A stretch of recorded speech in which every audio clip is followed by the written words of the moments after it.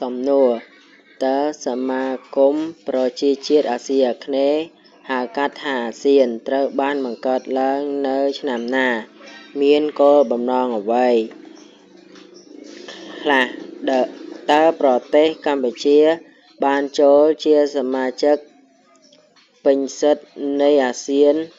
នៅពេលណាតើប្រទេសទទួលធ្វើជាប្រធានដឹកនាំអាស៊ានប៉ុន្មានដងនៅឆ្នាំណាខ្លះចម្លើយសមាគម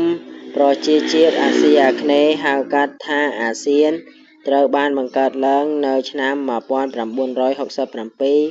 នៅទីក្រុងបាងកកប្រទេសថៃមានគោលបំណងរបស់អាស៊ាន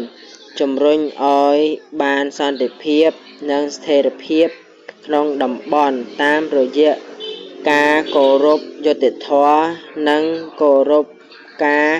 នៃច្បាប់ច្បាស់លាស់ច្បាស់យ៉ាងជាប់នៅគោលការណ៍ទាំងឡាយនៃ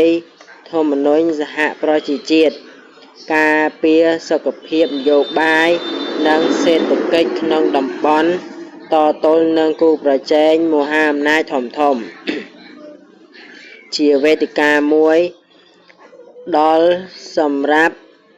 ដោះស្រាយការខ្វែងយោបល់ក្នុងរង្វង់តំបន់ជំរុញយ៉ាងសកម្មភាពកិច្ចសហភាពគ្នា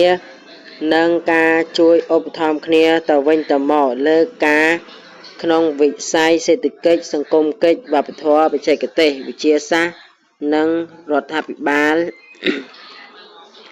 សហការគ្នាឲ្យកាន់តែមានប្រសិទ្ធភាពក្នុងការប្រើប្រាស់ឲ្យអស់លទ្ធភាពនៅវិស័យកសិកម្មឧស្សាហកម្មនិងពង្រីកពាណិជ្ជកម្មរបស់ខ្លួនរក្សាឲ្យបាននូវកិច្ចសហប្រតិបត្តិការដ៏ជិតស្និទ្ធនិងមានផលប្រយោជន៍ជាមួយអង្គការអន្តរជាតិអង្គការនានាដែលមានស្រាប់ក្នុងតំបន់ហើយដែលមានទិសដៅនិងគោលបំណងស្រដៀងគ្នាជំរុញឲ្យមានការសិក្សា